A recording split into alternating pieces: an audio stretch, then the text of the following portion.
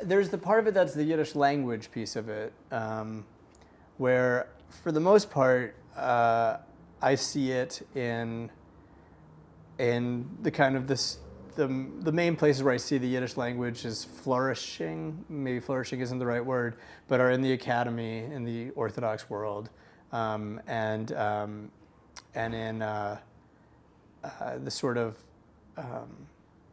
and kind of insular Yiddishist communities. And that's where I feel like the Yiddish word is sort of flourishing.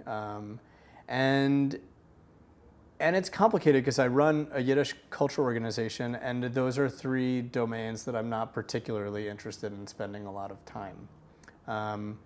Because what I see in Yiddish is this potential for something that tells us something about the nature of humanity. I'm less interested in spending a week speaking in Yiddish and talking about like how to translate words like about trolling on the internet into Yiddish. Like that's not particularly, and I understand that it's interesting to a lot of people who are really interested in kind of keeping a living language alive in a new way. But that's never been really particularly my interest because I've always been so much personally interested in the kind of organic nature of language.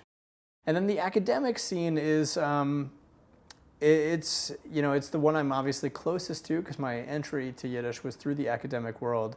And it's where I certainly have the most amount of contact. But again, I think that what's interesting about Yiddish will not necessarily emerge from any of those places. I think that there's a way that Yiddish tells us something about the nature of how people get on in the world, and when people kind of tune into that, they get something out of Yiddish and Yiddish culture, and I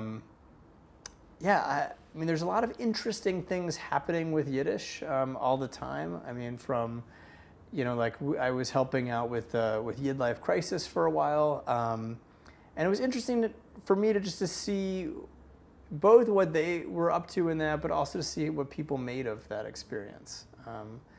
And it was more interesting than I would have expected, and to see the ways that people got really interested in that program, especially when it overlapped with or became really close with a mainstream cultural phenomenon, like when there was the episode with Mayim Bialik, and that was this really interesting moment where all these people tuned into this because of the nature of her being on an extremely popular television show, and recognizing that there is something in Yiddish that was bubbling up.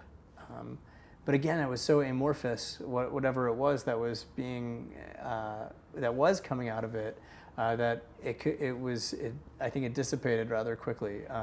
But it was interesting to see. And I think that one of the hopes that I have for what I do is that people will engage with Yiddish culture and produce new works about culture that use the lens of Yiddish as a model.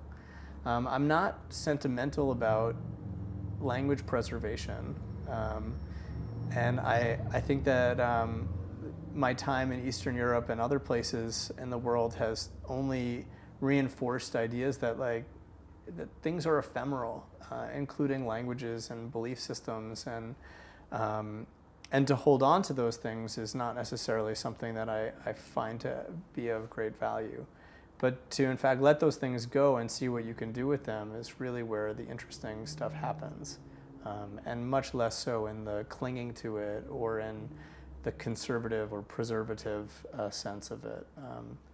So those kinds of domains where I see Yiddish so active today sort of sometimes feel like they're a little bit at counter purposes to what I see as the potential of Yiddish culture.